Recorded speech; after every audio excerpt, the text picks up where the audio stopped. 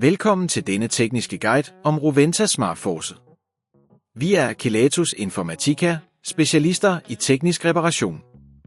Vi henter din enhed hjemme hos dig, udfører en gratis diagnose og sender dig et tilbud, før vi reparerer. Ingen opkald, ingen ture. Vi holder til på Calle Joaquin Maria Lopez, 26, Madrid. Bekvemt, gennemsigtigt og professionelt.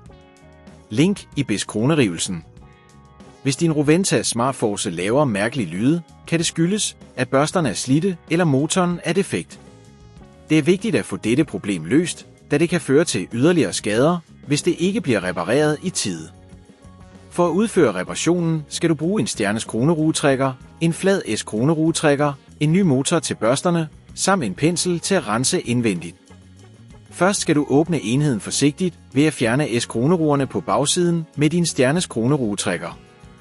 Vær opmærksom på ikke at tabe S-kroneruerne. Når du har åbnet enheden, kan du se komponenterne indeni. Det, vi leder efter, er selve børstemotoren, som ofte er placeret i nærheden af børsterne. Du skal lokalisere motorens stik og forsigtigt trække det ud.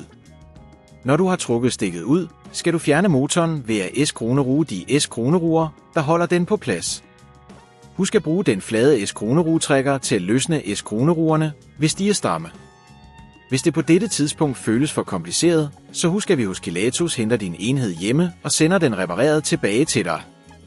Når motoren er fjernet, kan du tage den nye motor og installere den ved at følge de omvendte trin. Sørg for at S-kroneruge alle S-kroneruer godt i, så motoren sidder fast. Når du har tilsluttet stikket, skal du sørge for, at alt er korrekt monteret, før du lukker enheden. For at lukke enheden skal du blot sætte bagsiden på og S-kroneruge S-kroneruerne igen. Når du er færdig, skal du tænde for enheden og tjekke, om den fungerer som den skal. Det er en god idé at lytte efter unormale lyde for at signalere, at reparationen har været succesfuld.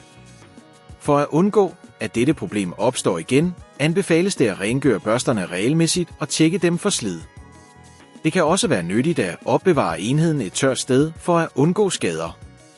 Hvis du ikke vil risikere at beskadige din enhed, så henter vi hos Kelatos den op, reparerer den og leverer den hjem til dig overalt i Danmark. Link i beskrivelsen.